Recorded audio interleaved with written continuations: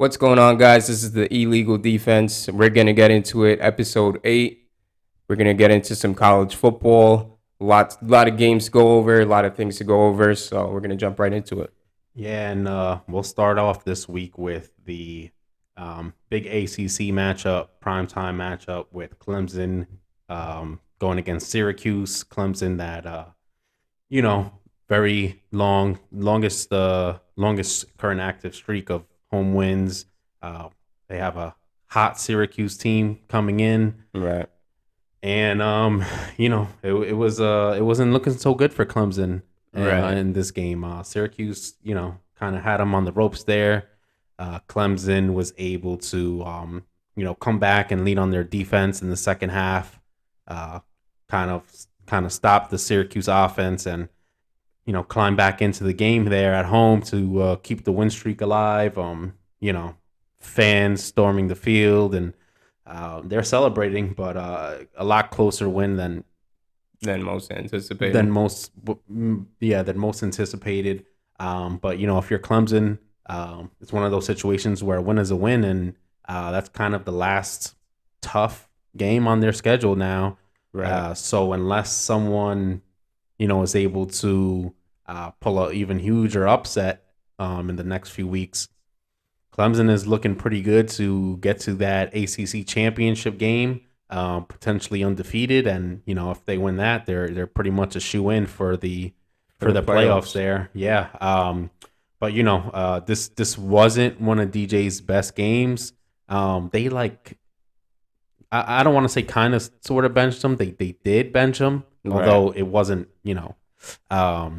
like early on in the game, like Kate Klumdick comes in to barely, do anything really. Right. Dabo says he's gonna still ride with DJ. But DJ after the game showed a lot of maturity in the press conference. Kind of really handled everything well. Was able to kind of take accountability, but also express his desire to do better. Talked about things that he needs to work on, while also kind of knowing a lot of what's going on the team, which is which is important. Very important. So I mean, like we said, tough game for Clemson, but they're in pretty good position after pulling out the win here. Right. And I think with Syracuse, what they could take away from this game is that at least they're heading in the right direction. Had they capitalized on the turnovers that Clemson had, I think we would have been having a different conversation, and Syracuse would most likely be the winner in this matchup. But I think this is what separates good from great, and this is what separates good teams from great teams. As far as great teams would capitalize on those turnovers, and they wouldn't let Clemson just get back into it the way they did. You look at, if you watch the game, it was kind of like, how did Syracuse lose this game? Mm-hmm. And we kind of went over that like a few weeks ago with the Bills and Chiefs game, where it's like there's a small margin of error, but it's who's going to win this is most likely whoever wins a turnover battle. So it's like, again, goes back to being a good team and being a great team. Great teams capitalized on that. Great teams respond well to that. And good teams are, they're in the middle of the pack and they're kind of like, eh.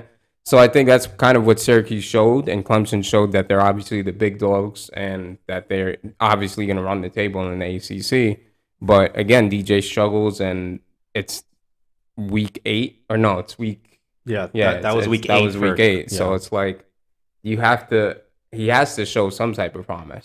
And not for nothing, we talked about DJ maybe not playing up to kind of the standards as far as being lumped into that category with like CJ with CJ and Bryce, all of them. But he has put up pretty good numbers throughout these last few weeks until this past week against Clemson. So if DJ plays like how he has kind of been playing for the most part the rest of the year, I mean, I think they're in pretty good position with the defense that they have to certainly make the playoffs, and from there, they could see where they go from there. But Clemson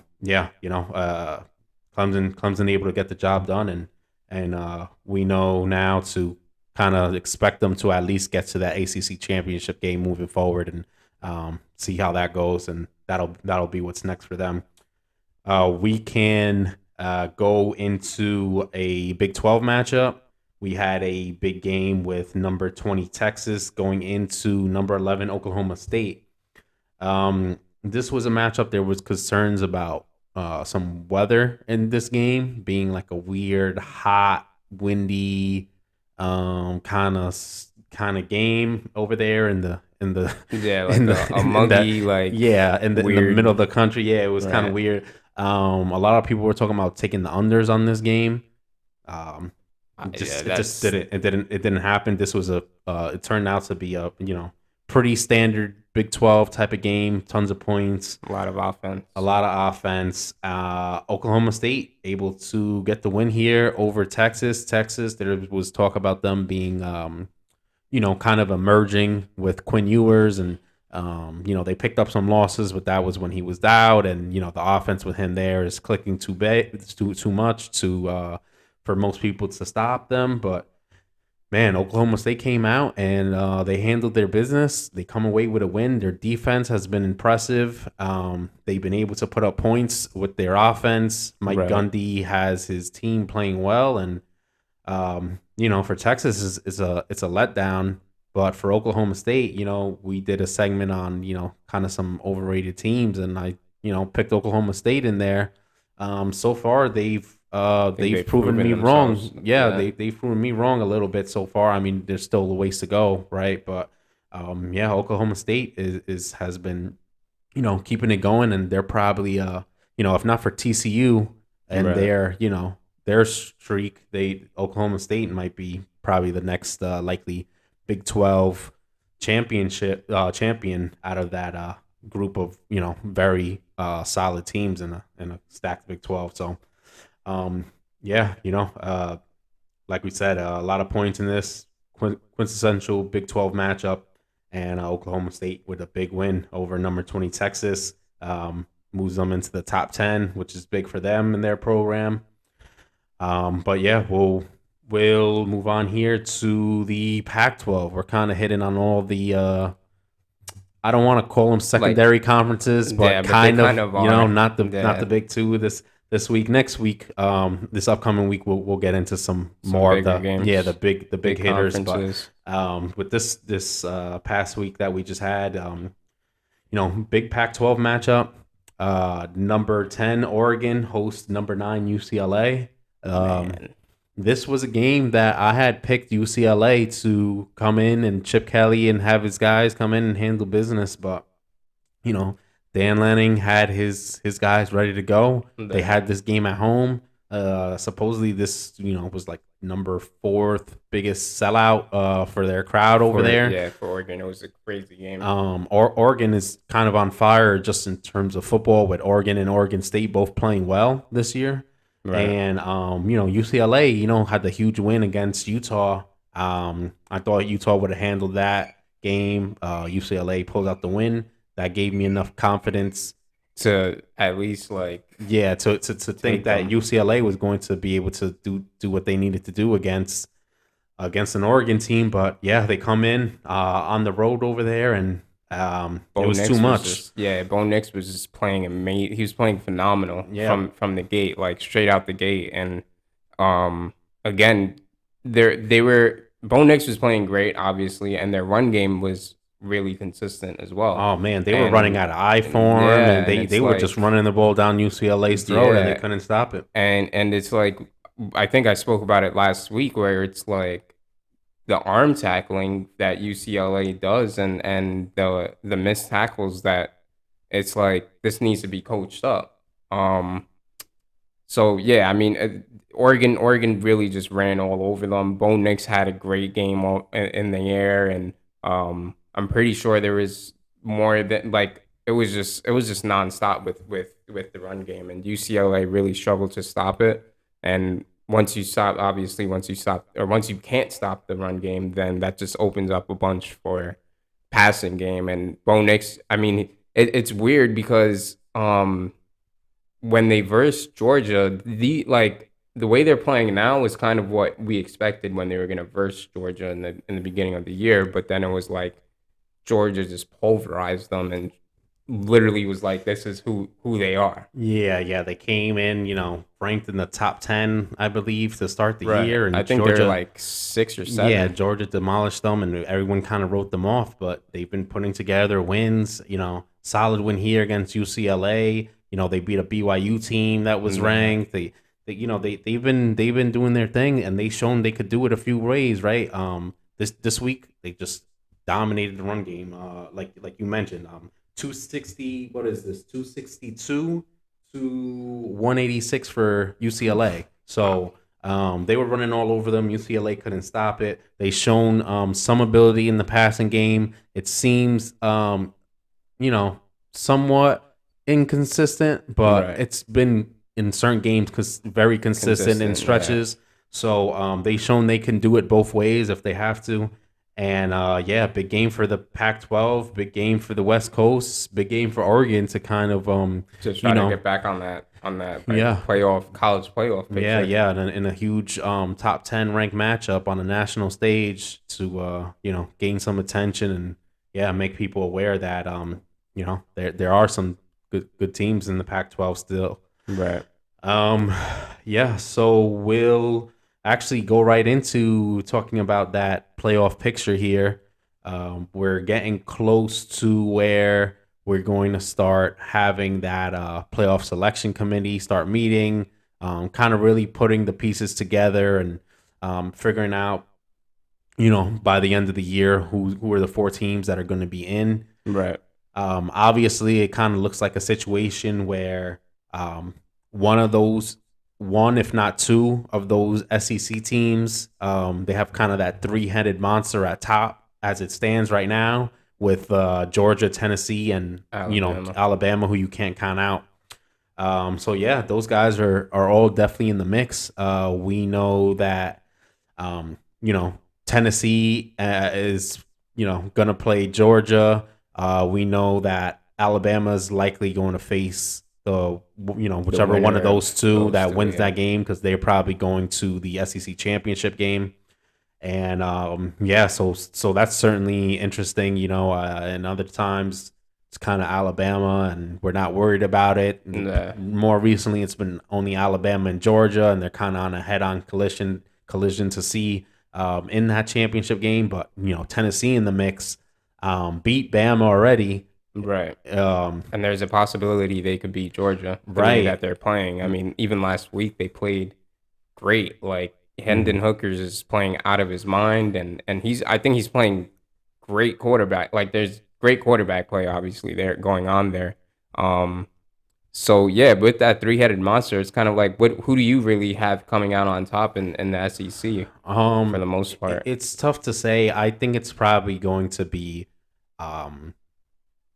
it's tough. So here's the problem. So, obviously we know Tennessee and Georgia are going to play each other. Now, if Tennessee wins, which I think they have a very good chance to win, they go and they play Alabama, and they play, in a neutral site game now, in a game that Tennessee, just got the win over them, right? So it's gonna be tough, right? And we've seen in just football in general, it's hard to beat the same team twice. We saw it last year. Alabama loses to Georgia in the SEC championship game, makes the playoff anyways. And they lost to them again. No, I'm sorry. No, it was the other way around. Right. Yeah, and so Georgia loses and then beats Alabama after playing them, because it's hard to beat, to beat a team twice. Beat a team twice, especially one that is on a similar caliber as you. If you're an elite team and they're an elite team, it's hard to win twice against them. So if it's Tennessee and Alabama, while I probably would still pick Tennessee to win slightly if I had to make a decision, I'm not very confident in that pick because I know Alabama can. At any given moment, Alabama can win. If Georgia comes out and beats Tennessee, especially if they beat them by any kind of put a statement margin on that game, I think they're the clear runaway favorite to come out of the SEC and get into that playoff. But then outside of the SEC, we have the Big Ten with Ohio State looking like the most complete team right now. They're rolling. They Firing on all cylinders. yeah, they haven't missed a step, and you have Michigan right behind them, which they're on a collision course, as we know, to meet in that rivalry game the last week of the season. So those are kind of the two horses there, Yeah. and we'll kind of have to see how that plays out. Only one of them we know are going to make the Big Ten championship because of the way their divisions are, and I believe they just talked about like either yesterday, today, that they're going to keep those East-West divisions until those Pac-12 teams come over, Right. and then it'll be kind of anybody's game, kind of how the Pac-12 is already moved on to. But yeah, for now, we know that rivalry game's looming. That's kind of the next.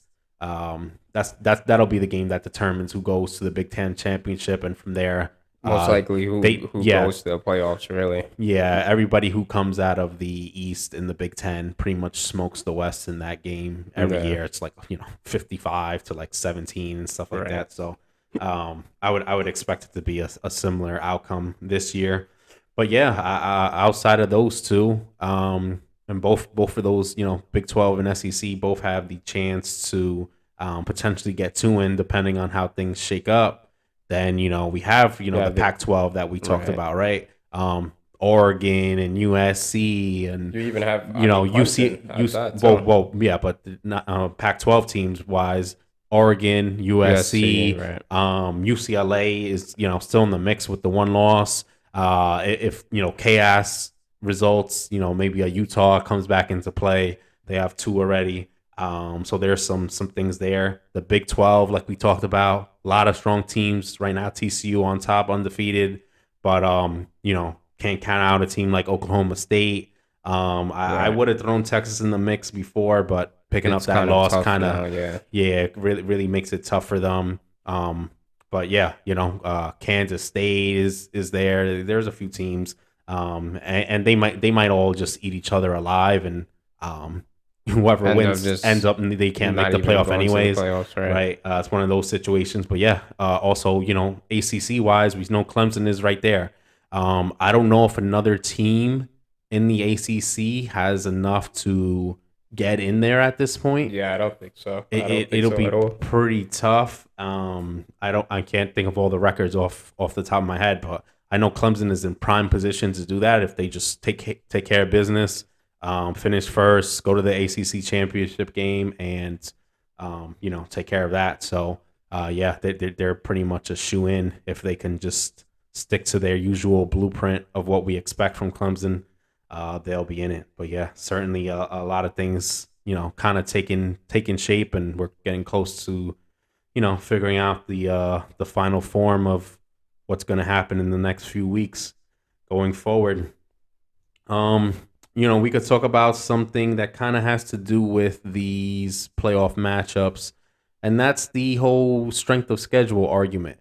There's been a lot of talk about that. It seems like when you talk about any team that isn't, Alabama, Georgia, or an SEC team, it's they haven't played anybody. Right. And yeah, it just becomes a bit of a funny situation. We started off in the beginning. I mean, we saw teams like Michigan play like literally nobodies.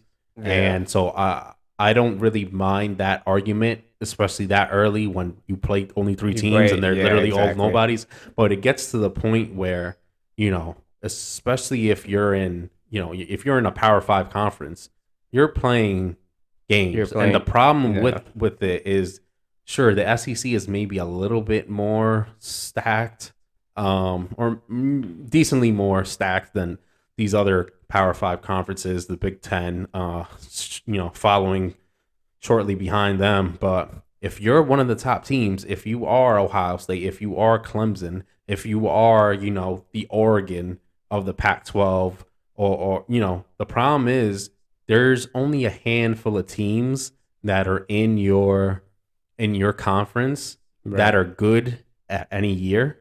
So it's hard to, you know, It's hard to measure it, yeah, really, it's hard to measure. because You can only beat who you have in front of you. And if you are one of the good teams, you can't play yourself. So you have already eliminated one from your schedule, yeah, right? Like if you're Ohio State and you're good every year, okay, the only real competition you have is like Michigan, if Penn they're good, State, yeah, if they're good, yeah, and maybe Michigan State, depending on how they are. yeah, and you know, obviously we see it change from year to year, but yeah, it's a tough thing. You know, too many people try to say that people haven't played anyone yet, but you know, I think one of the best examples of why it doesn't matter is Clemson. Like Clemson over the years, they've ran through that ACC schedule. They haven't really played the toughest competition, Yeah, but we've seen them be able to go and beat, you know, beat the teams like best of the Bama best. Yeah, and the best of the best to win national championships. Ohio State, Bama, they've beat in the Right. So playoffs. So it's there's like, nobody that they haven't beaten on the way there. yeah, We've seen, you know, we've seen teams like Ohio State do it. You know, we've seen, you know, Ohio State when they won that first playoff national championship, they have to go through Bama. I mean, pretty much if you look at over the years for the, you know, the recent past, right. everybody, if you win the national championship, you have to go through Bama at some Yeah. point. Nobody has not, you know, Gone beat through Bama to beat them. So, yeah. And look, this is why we have the playoff now, anyways, right? Yeah, Four I think the teams get to playoffs get in, gets and to determine that a lot more. yeah, So. and it should be. And look, over the years, right? All we hear is about expansion at this point.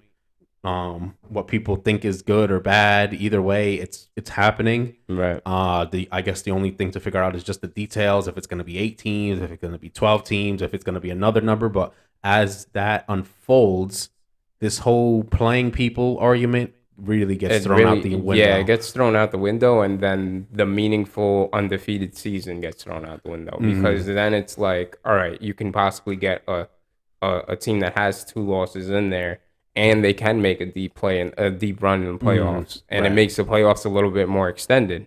So it's kind of like, I personally, I would like to see like a 8 team playoff. I feel like anything bigger than that kind of just diminishes the whole meaningful play or regular season games. I think that's why college football is so great, is because we're able to see these situations where it's like you have to win out, and if you have one loss, it's like, all right, from that point on you have to be undefeated, and it puts so much pressure on programs to do well. But again, it's like every game matters so much more. And that's why it's the greatest regular season Yeah. in sports. Like you see, I mean, you won't see anywhere else people storming the fields for regular season games. Right. I mean, there's nobody matches that level of excitement, No. and that amount of, you know, just chasing perfection. However that is, whether it's keeping no losses or if you have one loss to stay, Just to one win loss out. to win out and you know, be in contention for that national championship. So yeah, definitely definitely a lot of things going on with that that discussion. But as we said, once these playoffs expand, it would be nice to not have people talking, you know, in October, November. Oh, but they haven't played anyone. It's like, Yeah. all right, we all know who's in the At the end conferences of at this point. Yeah, exactly. It'll shake out how it shakes out. You know, it's hard when people always diminish great teams just because they haven't. They Played don't have anyone. much competition. Yeah. Yeah, well, we'll move on to our preview of upcoming games here. We have a huge game in the Big Ten. You know, we have Ohio State going into Penn State in a huge matchup. This is a big noon game. Ohio State gets lucky on this, not having that night game in Happy Yeah, that Valley. night game is That's always crazy. tough for anybody. That environment is crazy. The fans are have all been drinking all day. They're rowdy. They're going crazy. Right. It's a whiteout. So yeah, so they do it a big noon game, and yeah, you know, Penn State right now ranked number 13. You know, they had that tough loss to Michigan recently, but they get an Ohio State team that's, you know, been rolling, just took care of business against Iowa, and we've seen over the years, Penn State usually plays Ohio State very close. Ohio State with a 15 and a half point spread. And, you know, I think if this was another team, I'd say, oh, yeah, I think they probably cover the spread. But, The way that they keep things close, yeah, the it's way kind that of Penn like you never State, really know. you never really know with this one. I would expect Penn State to match up and play better than they did against Michigan. One, Ohio State's not going to just run the as ball on much them as all. Michigan. Yeah, No, not at all. that's not going to happen. And yeah, and we mentioned there, James Franklin and his ability to kind of have his team get up for this game and you know make this a drag out win for whoever gets the win in this game.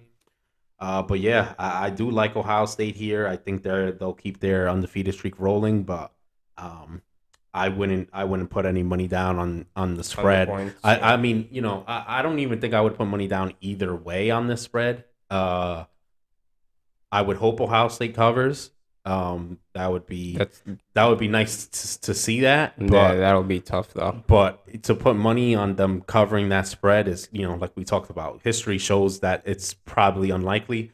And then if you put, points on Penn State and then they get demolished, it's like, oh, well, they got demolished by Michigan. Why would I, think this was going to come out any different? I So think just a tough game to throw money on. It's a tough game to kind of like gauge whether or not you want to like take the points or just take the money line in general. But I think what Penn State does have to be careful though is they like Ohio State is very capable of running the ball the same, not the same way as Michigan, as like not at that volume, but they definitely have the personnel to do exactly what Michigan did.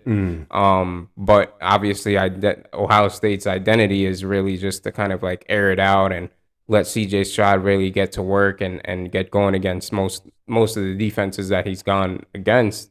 But again, yeah, Penn State, they just have to worry about that run offense. They have to worry about a repeat of what happened with Michigan, because if they don't, then it's like you're versing like a double-headed situation where it's like you don't respect the run, then you have the pass. If you don't respect the pass, then you have the run, and vice versa. So I think Ohio State is a much more explosive offense than Michigan. So Penn State didn't definitely have their hands full. I don't know about minus 15.5. Just like you said, obviously it's gonna be a really close game, but should be a good one though. Yeah, for sure, for sure. Another big game we'll get into is an SEC matchup. We have number 19 Kentucky going to number 3 Tennessee. Tennessee, the favorite here, at home, minus 11.5 is the spread. And this is a game that I expect Tennessee to win this game. I expect them to kind of, we talked about earlier, Hendon Hooker just playing out of his mind. Offense is super explosive. I don't see Kentucky being a team to stop them here, especially with Tennessee at home and, having this kind of momentum, the way they have things rolling. If I had to lean one way or the other, this is a game that I probably would take the spread. I think, Really? yeah, I think, we've seen Kentucky have some struggles, albeit we've seen it sometimes without Will Levis.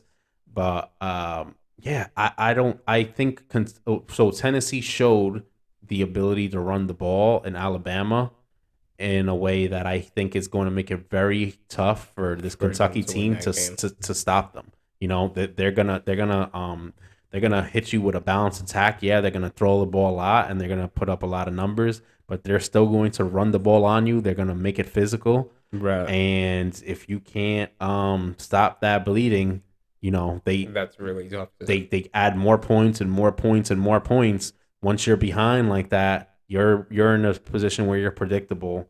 So yeah, I can see Tennessee, getting it rolling and being able to, win by more than 11.5 points in this game. I think depending on how Will Levis is he playing this game or Yeah, Will Levis because I should know be. Yeah. I know he's had that problem with his finger and that could really just hurt a quarterback's performance in general. But I don't know if Tennessee covers. I think it's going to be kind of like one of these close games, one of these close SEC games. So I think I would go with Kentucky with the points.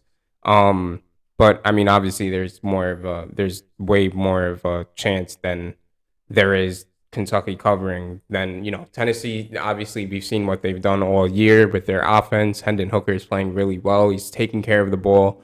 Not many turnovers at all. So when there's no margin of error to really capitalize on, then it's like, okay, Kentucky really has to match head to head with them offensively and be able to put up the same amount of points that they can put up.